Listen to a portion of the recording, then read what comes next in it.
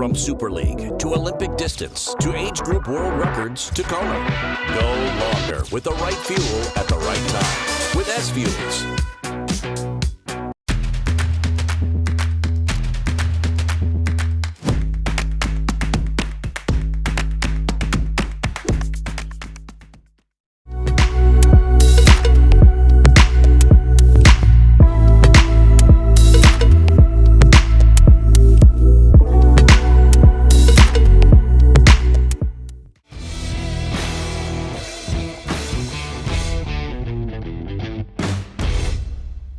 Everybody, welcome back to Breakfast with Bob from beautiful St. George, Utah. My name is Bob Babbitt, brought to you by Master Spa, Zoot Sports, the original triathlon brand, HOKA, Let's Fly, SFuels, Go Longer, Biostarks.com. Use the code BWB10 for a 10% discount. Quintanaroo, Form Smart Swim Goggles. We're here at beautiful Zions Bank, Premium Plus Sports, and our Challenge Athletes Foundation. Our next guest, 2016 Ironman 70.3 World Champion, Holly Lawrence, joins us. How you doing, Hol? Good, thanks, Bob. Always a pleasure. And you were one of those people training in LA forever. You weren't going to go to the dark side and go to Boulder or Flagstaff or any of that stuff. But this year, you went to the dark side. Yeah, I mean, it kind of all was spurred by just since the pandemic, LA has been really tough to train. It is. I used to swim at USC. It was totally, a good gig. I was swimming with the post-collegiate swimmers. Yes.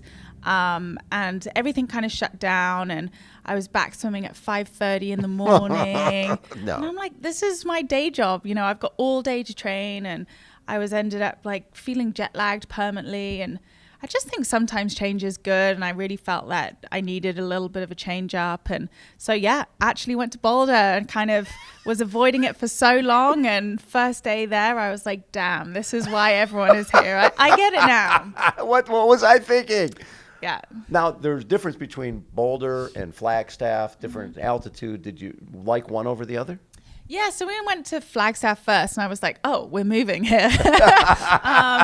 And it was great, more of a running community, great pool, but cycling, I'm so spoiled in LA for so many riding options, so many climbs, and there isn't so much in Flagstaff. You're great for time trialing, but climbs, there's kind of one or so, and there's not that many, there's no triathletes there. So yeah, it's great on that kind of standpoint, but then also if you want a bit of company, so then we have friends in Boulder. So it was kind of we'll go to Boulder, stay with our friends, and just loved it instantly. Well, there's so many places to swim, and it's just you got all the options in the world. Well, there's just so many triathletes there that and you don't have to see everyone. No. Because you imagine that you're going to run into everyone in the the grocery store or whatever. But half the people I just don't see.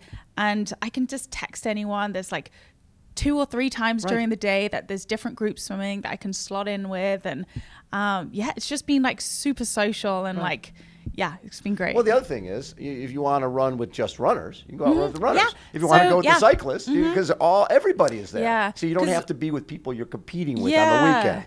Because we're friends with a lot of the running community, because Sean's obviously a runner. Exactly. And so I'm really lucky to know some of the runners that I can run with. So that definitely helps, because they don't get triathlon, so we don't do tri-talk. No, and it's great. Yeah, there's no edge. No, I better not show them this or that. No, that's an issue, because when people train together and you got to race against each other, now you know each other's weakness. Yeah, you don't want any of that crap. So it's funny when you look at 4th at PTO US Open and 6th at Canadian Open. People don't quite get. Those are world championship events. It's basically the fields are world championship events. Yeah. And when you get 4th, you're getting $40,000. And when you're getting 6th, you're getting $30,000. Yeah. You have to win a lot of 70.3s. Yeah. To get away with even world champs. What's the win at 70.3 world champs? I think it's $45,000. Something like that, right? Yeah. Yeah, you got basically a 4th place at Dallas. I know. Right? Yeah.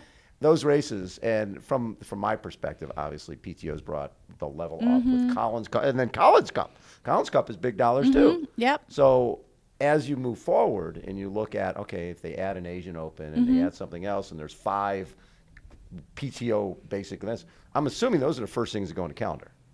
Oh, for sure. Like, it's our career. So we've got to make those decisions. And, you put up the money, everyone will turn up. It's great to watch. It's, a spectacle that we, that is what triathlon needs. Is like, not us just to, pick from so many races so the field's so spread apart that there's only a couple. Like, you want it, strong and deep, but being rewarded for that. Right. Well, that's the thing is a lot of the races you look at and you're going, this is almost like a golf course where there's like one pro per course, and you're going, this is being strategic. But that was the way. Watch, right? That was the way it was kind of set up. So you can't blame people for doing that. But with the PTO, that's really the future of sport. You see it in every other sport, right? And we're really grateful that it's happening. Well, and here we have the women racing their own day. We had that in Kona.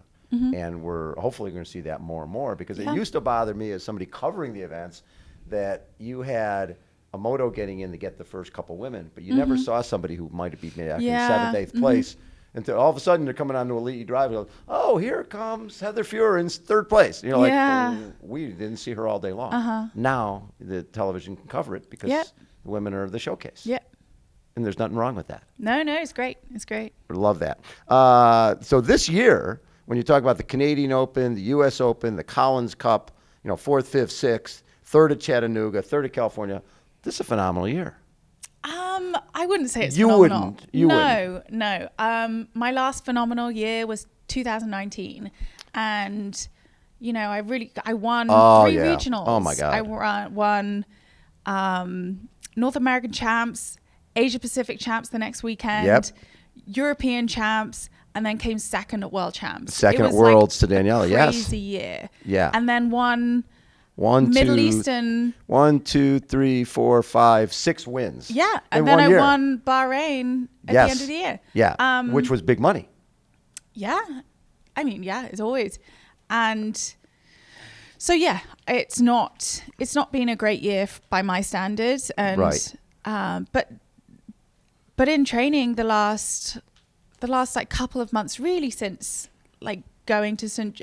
George to Boulder, I feel like I'm training like my old self again, and that's just like really exciting. And even if I'm not there quite yet, I know that next year that I'll be back to my old ways, which is finally exciting again.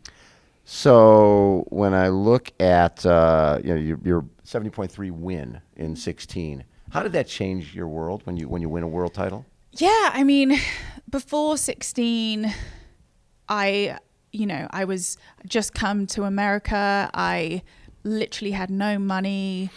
I think I had like $500 in my bank account. Really? And I got my car towed, and I honestly thought someone stole it because I couldn't find it. And then were you in LA? Where were you living? No, it was in San Francisco. You're San Francisco, They're gonna get you.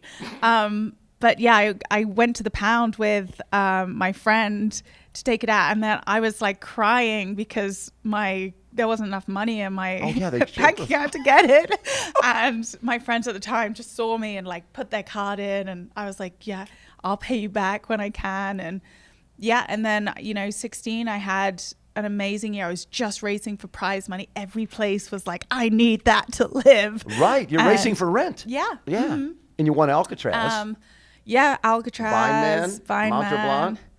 Yeah, and then World Champs. And World Champ. Boom. And then, honestly, like I thought, like, prize money is great, but then I signed sponsors with like brands that were my dream brands, like Trek, that I want to be with for the entirety of my career. Yeah, and they're like family. And so it's enabled me to actually be a professional.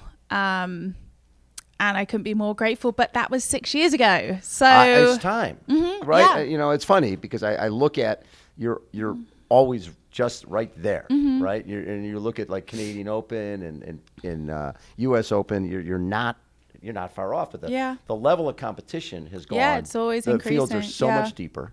Yeah. I mean, I was stoked to come second in 2019. Especially in Nice when like the descent was such scary. Because like I am not a great descender, so like it was just it was always going to be an issue. So like it was the best that could have happened. Well, especially you were at that point coming back from your broken. Yeah, of course. Yeah. But yeah, so yeah, I'm just excited. I can't believe winning World Champs was 6 years ago now. Well, it's crazy to think. But you've won here before in St. George. I think I've won twice yes, here. You have. I think. Yep, you have. I think in 17 and then in 19.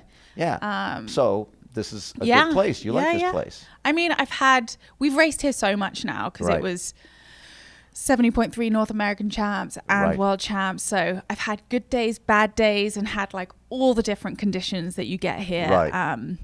And this year will be very different because end of October, it's getting cold. Right. The minimum air temperature on race day is 38.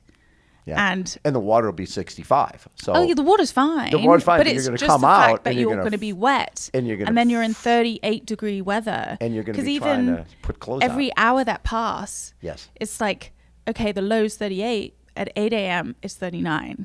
It doesn't climb. Like it doesn't. No. Yeah. So until you're in the run, which you really don't need it at that point. You don't want exactly. It to be hot in the run. So I think it'll be the first race that you'll see us putting gloves on and totally. Don't you think? Yeah, for sure. You've got to, because really now with an aero helmet, those should keep you. Oh, we'll be grateful for no air in that helmet. You don't want any helmet air in there, but with gloves on, but the hard part is putting anything on when you're wet. Yeah, and it's going to be like strategy, and like I think everyone right now is, talking to each other. What are you wearing? What are you wearing? Which is kind of nice. I like a little mayhem before a race, and it's like all your focus is drawn to what are we wearing than like getting nervous. So it's kind of cool and kind of nice. That's very fun. What would it mean to you? We're right behind. This is the finish line here, right? Mm-hmm. To get your second title, because there's really no reason. You're not injured. You've been training probably better than you ever have, especially training up at altitude, so you're used to this. Yes. Yeah, I mean, I don't let myself think about winning a race. Okay. I just think about, the process and having a good race for myself, because you can't control what anyone else does. That's true. If anyone has a phenomenal day, and I just want to have a day that I'm proud of. Which you will. I love it. Holly, thank you for taking time. I know you got to run over to I do. Thanks to so the pro much meeting. I love it. Holly Lawrence has been our guest, always one of our favorite people on the planet, and she will be at least podium, and who knows? You never know. Who knew? Thanks, Hol. Thanks.